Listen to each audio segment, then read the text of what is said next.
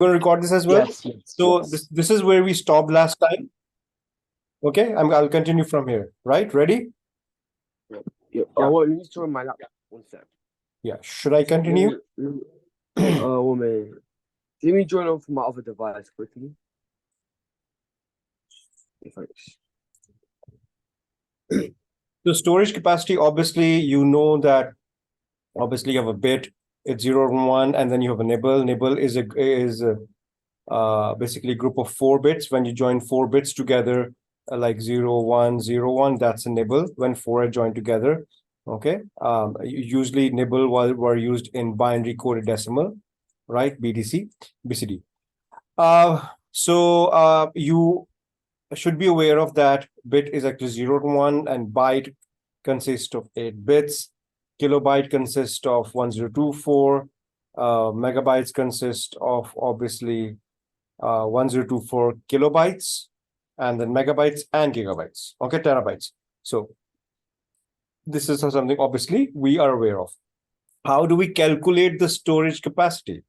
Okay, to calculate how much data can be stored within a certain capacity, you need to know 3 things. The size of the data, obviously, the available space capacity for storing the data, and how to convert between the relevant units. We'll look at some example. So let's slowly look at this example. If the size of an average digital photograph is 8 MB, how many photographs can be stored in a 32 GB SD card? So pretty simple.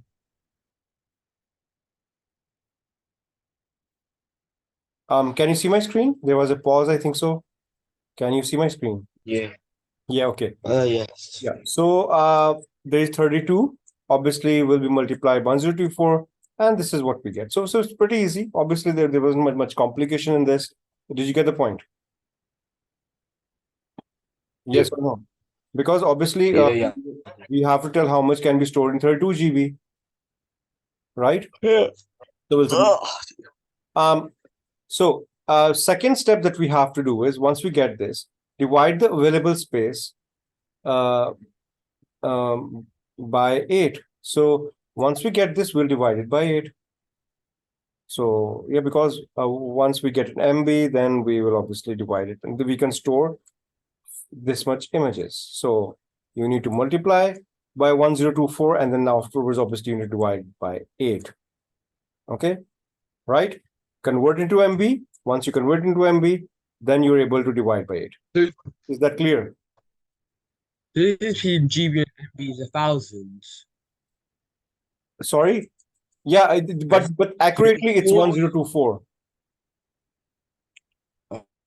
Right? Okay. Right? For accuracy, we use 1024. Yes. Okay. If 1 terabyte hard disk drive costs this much, what is the cost per gigabyte for the drive? Convert the billable capacity from TB to GB by multi. So for first, can you I think we should read the question.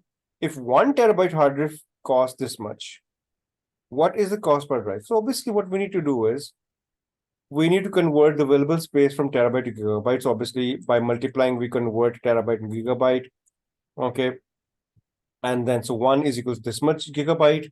And then obviously what we need to do is we need to divide it by 1024. Okay. So this is the cost. You keep lagging out. Keep on blacking out. You keep lagging out. Yeah, I can't understand you. Like very stuttered. How is it going now? Fine. How is it going now? I'll just wait for a while. I'm scrolling up and down. Can you see it? Yeah, no, it's good. Yeah, is it fine? No. No? Yeah, I can be just lag. You just lagged out 10 seconds ago. Okay, 1 second. I'll just change my place. I'll do that. I'll sit somewhere else. Right. Maybe the Wi-Fi signals are not strong over here. So I would rather sit over here. Just 1 second. Just 1 second. Now it should not. It should be better now. Yeah, how is it now? My signal is stronger. Is it fine now? Ayandeen. Oh, hello. Yeah, is it Yeah. better now? Is Yeah, it yeah, better? yeah. Now, yeah, but it's on and off. Basically, you sometimes like start to stutter, like Yeah, but not now, you, but like the internet lags. okay. No, but it's better. My signals were down, but now they're better. So is it better now? Okay. Oh, Okay. yeah. So okay. Can you read this yourself once more and let me know if did you get it? Just read this yourself. Okay. I'll just give you a minute. Yes, we just talking about what the times in. Okay. Yeah, it makes sense. Right. So that's the available storage we have. And this is the cost. If we divide the cost by the storage, we'll get the cost per gigabyte. Okay. So it's 5 pence roughly. Okay, so 1 terabyte is 1024 gigabyte. Exactly. Okay. Exactly. Because we have to calculate cost per gigabyte. The question is this. So, and we've been given 1 terabyte. So first of all, we need to convert 1 terabyte into gigabyte. Once we multiply this by this, we get in gigabyte. Once we get in gigabyte, they have told us that the cost of the drive is this much. So if that's the cost of the drive, we can divide it by the total capacity of it, and we get to know how much gigabyte do we have per gigabyte. How much do we have to pay? Yes or no? Mm-hmm. And that's how the hosting companies do. So it's basic maths. I don't think there's any issue, but still, are you sure you got this? And okay. If you're reading, it's fine. I did. Yeah. Let Yeah, me. yeah. Okay. Should I continue? 1 net equals 1 net. No, you need to understand this one second. Yeah. Sure. In fact, I'm going to rub this off because so that. All right, so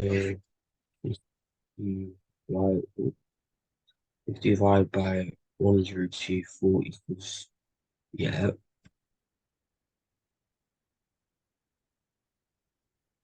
Equals roughly equals to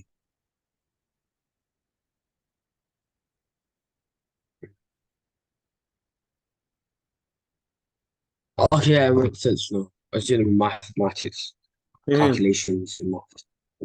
Okay. Yeah. Yeah. Yeah. Yeah. Yes. So you got it now, right? Yep. Yep. Yeah. Good. Okay. Instead if you wanted it in yeah, it doesn't matter. Yeah. Okay. Let's start with this. Okay. So, I mean, we are doing these types of network. Okay. Benefits of connecting networks. So, obviously, if you generically talk about this, why would you connect networks? There could be more points, frankly speaking. But one of the most important thing that I would connect my computer to a network is because I could exchange more data. I could transfer it much more faster. I don't need memory sticks to do it. There could be different resources that I could want to share from the internet with different peripheral devices, the printers, scanners, probably with the camera. I might want to manage my client computers. Maybe I have a server and I want the server to control the clients. So these are the basic reasons that this is the reason why. And I think the more benefits of connecting computers to a network is um, sharing your resources. Okay, that's Is one of that not just basically a basically a WAN? Like why not wide, so like LAN, like would it not all be connected by LAN? Because it's basically like it's basically managed, I presume, by like a company, right. maybe. Yeah. So Yes. basically, I think they connect all the computers to network so it could be regulated by the host slash administrator. Very good. Very good. Exactly. Right. But yeah.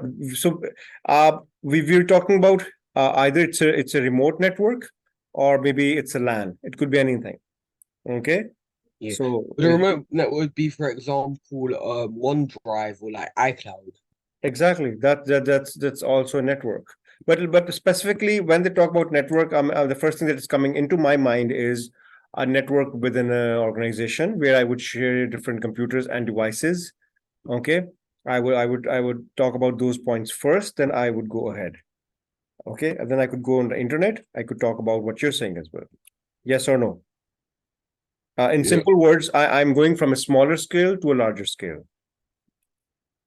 Yes or no? Yeah. Oh, yeah. Yeah. So, I mean, obviously, if I even ask you the disadvantages, I think so. Hackers, the access to hacker is one of the most vulnerable thing that would come into my mind because anyone could get into the Volatile. network. Okay, and they Yeah. could spread worms.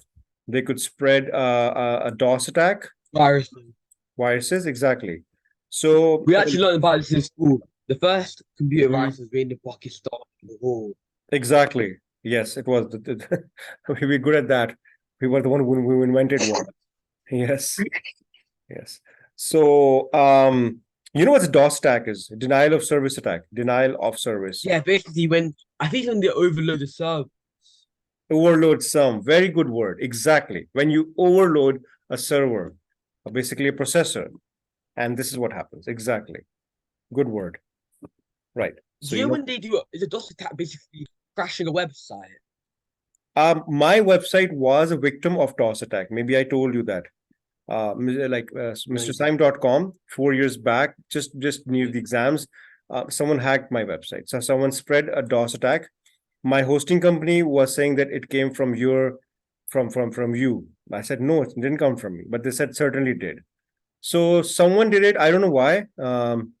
Just to have fun, or maybe during the exams, some people don't like me. So it was DOS attack. I mean, requests were being sent to my website It's DOS. every second. And whenever someone was visiting my website, it was saying internal error 504, which meant that too many clients are online. But there weren't too many clients online at that time.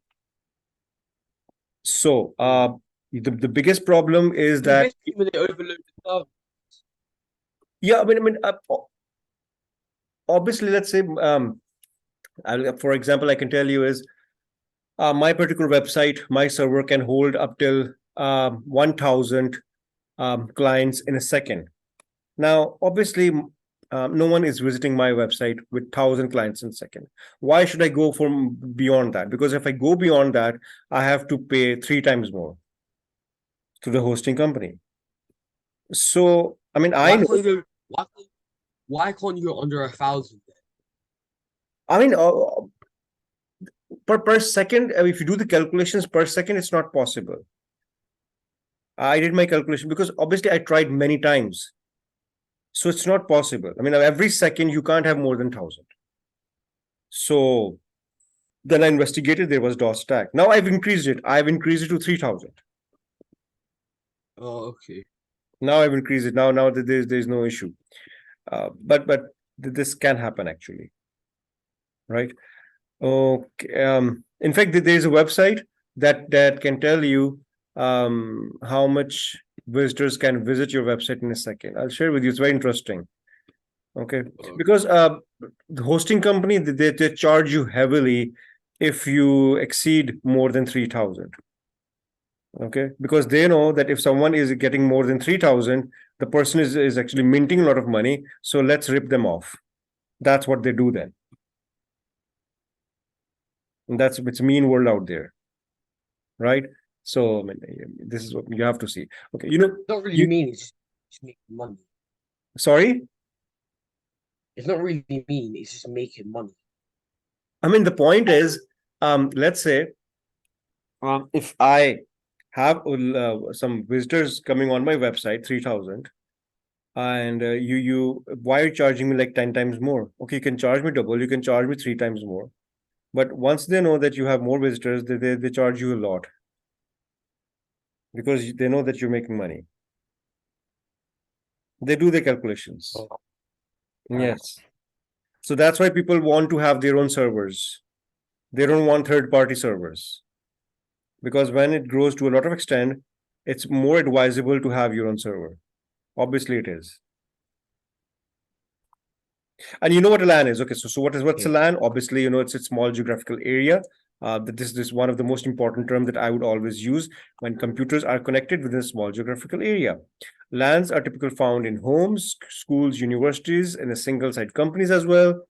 Hardware is always obviously owned and maintained by the organization that is using it. LANs could be wired, LANs could be wireless, depending on that we have is a wireless LAN card, or we have is just a LAN card. Okay, so we obviously depend on the LAN card, wireless LAN card or just a LAN card. Wide area networks go for large geographical area. That's the first part of the definition.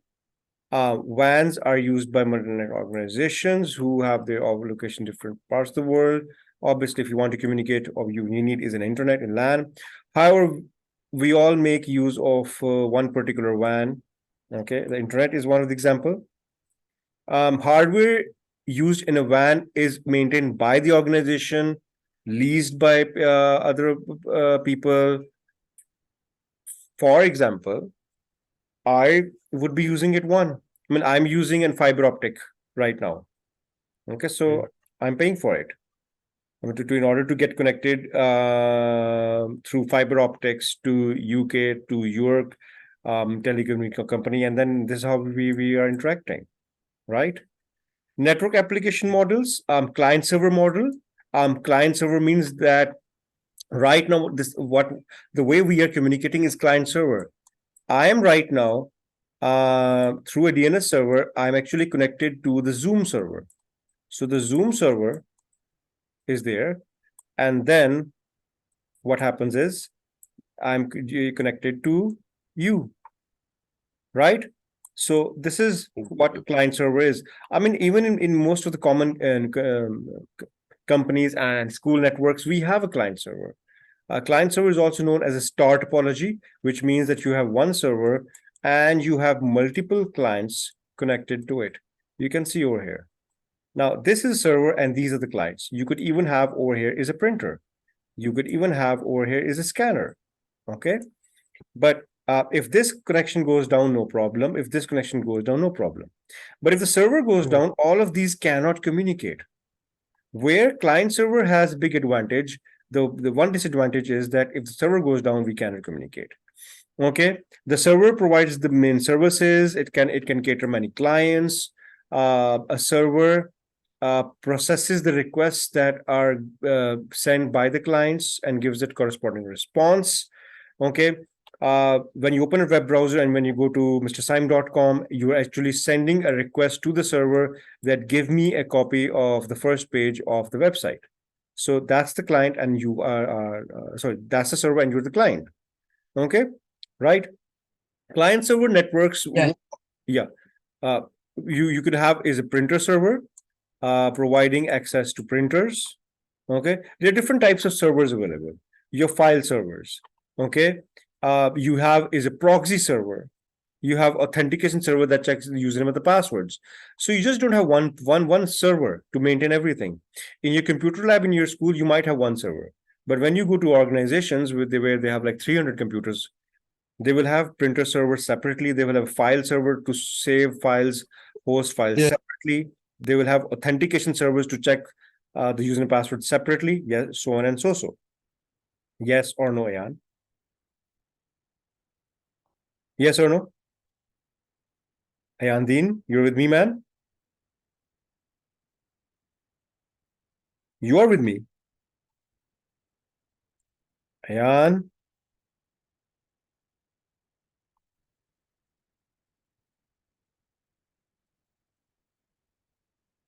Ayan, you there?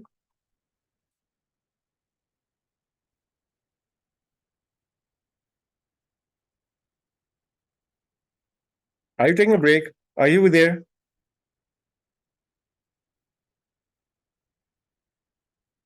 One second. I'm going to message him.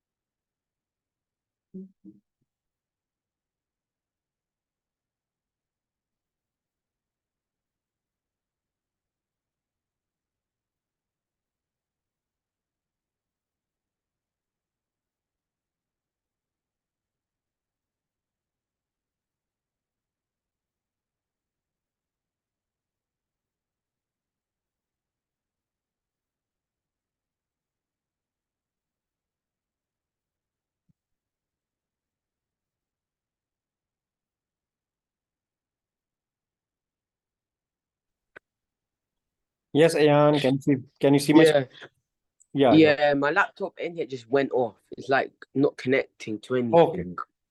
Right. Yeah, so I mean, were you with me while I was explaining? Were you I don't.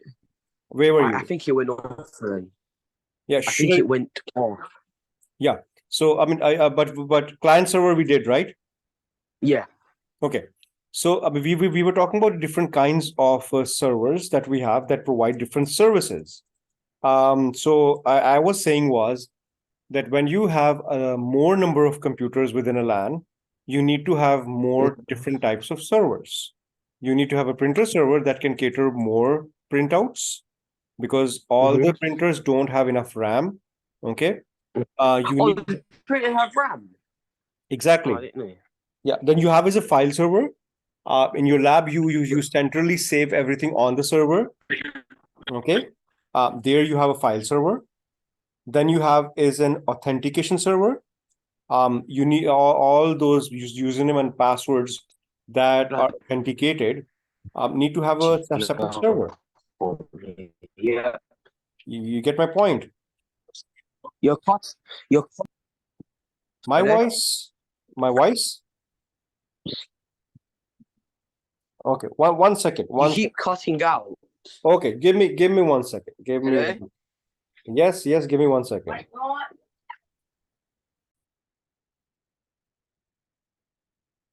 Yes, I'm just changing my network, Ayan.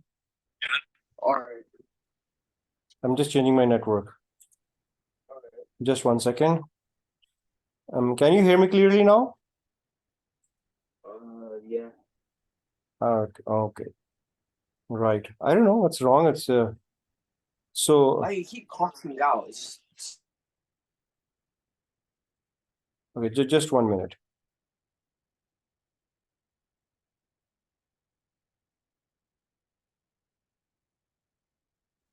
I cannot hear you now. Yeah, just 1 second. Just 1 second. Sorry. I'll connect. That's weird. That's what.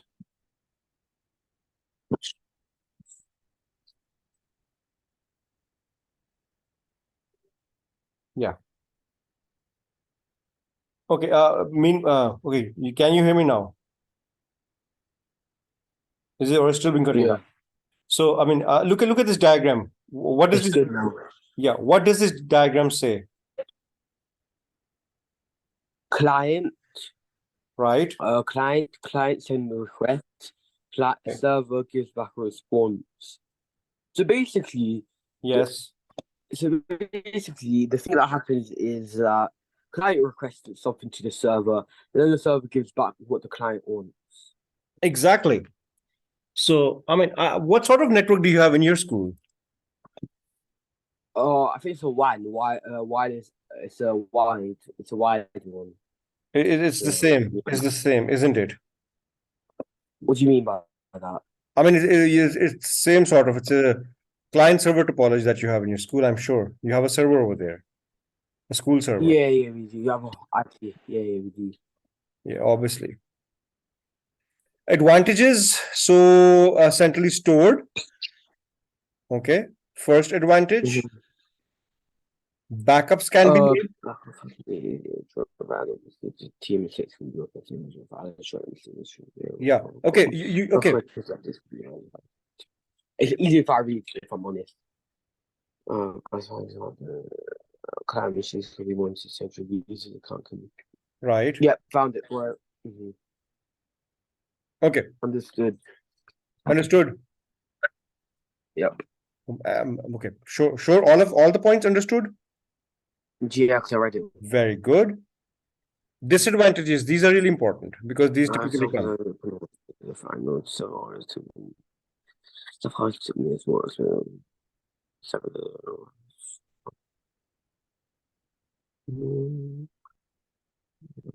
Yeah, I read it. Okay, so basically, a ransomware is attack. And basically, when someone requests for something in turn for the hacking to stop, if they're like if they're overloading the website. Yes. Yes, no, maybe. Yes. Yeah, okay. All right. So you got this point? Yeah, I have. Very good. And what about this point? This one. Do you understand that? Good. And you'll remember these, right? We have to remember them, okay, during the test. You know it's peer-to-peer. You have any idea about peer-to-peer? I think it's basically when two computers are set up together to do something. Mm-hmm. Give me an example. I don't know, maybe we have a computer set up to another computer, like so it's one big desktop, maybe, Mm-hmm. or maybe, wait. It's peer to peer. It's basically like during the school's IT room, we have like all MacBooks, like whatever Macs, and basically they're all connected together to one central server. No, So that basically, due to that that, they can right. all, so they can basically all like connect to the printer and print something out. Yeah, I mean, have you ever used uTorrent? Have you ever used No, uTorrent? No? no, never heard of that. Okay. Actually, peer-to-peer is like, for example, when you have phones and all of your phones are connected to each other. Okay, your phone and my phone are connected. Okay, that's peer-to-peer. When you connect your phone to a speaker, that's peer-to-peer. You get my point? Yeah. Peer, one peer connected to the other peer. Yes or no? Okay. Yes. Yeah, so peer-to-peer networks are very obviously easy to set up. Ad hoc file sharing between two airdrop. You probably know about this airdrop. Yes or no? That's Yeah, I have an iPhone. I use it. exactly. Streaming video from a computer or mobile TV device on TV, wireless printing, streaming audio, sharing files. So again, the example that I gave you was one-to-one. Once you connected that, that's peer-to-peer. If I would like to give you more, so you got this and you got this. That's peer-to-peer network. Yes or no? Yep. Yes. Okay. I'm not discussing uTorrent right now because fine, it will be more discussions, not directly in the syllabus. Advantages peer-to-peer, easy to set up, not expensive. No single point of failure makes peer-to-peer network more robust. So if one failed, doesn't make a difference. Without a disadvantage on central server, we will not be able to manage and maintain the network. Obviously, there is no backup. There is no backup. Files are duplicated when transferred between devices, leading to multiple versions that could become out of date. Yeah, that's a problem. Okay, obviously, duplicate files could exist and they could be transferred. Peers may go offline whilst being accessed. Okay, peer-to-peer usually don't have very powerful connection because obviously we're just connecting through wireless medium, so they could go off very easily. Just like the way in Bluetooth it happens. Okay, you Mhm. could say the connection is not very strong, not very robust. Okay, for example, if a device Yep. loses its Wi-Fi connection or simply switched off. Okay, that's a point that you could add to it, that the connection is not always very strong. Okay, Mhm. then I'll just discuss this and we can stop. Network interface card, obviously, I think so. You know what? It's a hardware that is Mhm. connected to any particular device to bridge one device to the network. Okay, you want to connect a device to a network, you need is an NIC card. Okay, now there are lots of wireless and network cards and their wired network interface card depends on. Usually nowadays we have a wireless network intercard, which is even in your cellular phone nowadays. Your cellular phone have a LAN. Okay, NIC card, sorry. Okay, so this is one example. Okay, this could be connected through an Ethernet. We call this an Ethernet connection. Remember, that's an Ethernet, and we connect it through wires. Okay, this is also there on your motherboard as well. Yes or no? Yeah. So we call it the NIC card. It could even be wireless. So we could have this wireless as well. Okay. Okay. This is the last one, I promise. You know what switches, right, Ayan? Then I'll stop. What are switches? Maybe you have some idea. Switch is basically something to turn on and off. That's a switch. No, my dear. Have you seen this in your school? No. That's a switch. You want to connect so many computers, so you'll connect one computer here. You'll connect one computer here. Is that basically like the server hub where everything's Exactly. distributed from? Exactly. Okay. So through wires of these, all wires are of different computers coming in. Can you see that? Yeah. Yes or no? And one of this will be for the server. The server. So it's like one to many. Yes or no? It's one to many. So switches basically is a hardware that helps to form a wired network. It works on MAC address, media access control, which means, what does MAC address means? This switch has its own address, a permanent address of its own. Okay, we call it a media access control address. Okay, so we could know what's the address of it. They would send the data packets to the intended destination only. So they're very good for transmission of data in simple words. Okay, switches do this by using sender and destination data packets. We'll discuss this in detail. This will lead to another topic which is very interesting, and we'll talk all about data packets and their headers, all about that. It's something very, very important. Okay, what multiple switches are, how do they help to form network topology. So after switches, I'll not come to routers. I will be discussing is TCP, IP, UDP, all these in detail with you. The important protocols. There are 6 important protocols. I will discuss that with you in the next class. Very, very important for the network chapter. Once you get that, the next is easy peasy. It's not a big problem. Right, Ayan? Yeah. Okay, I'll share this one with you and the previous one with you as well. Okay, dear? All right. Okay, dear. Okay, see you then. Take rest. All right. Bye-bye. Allah Hafiz.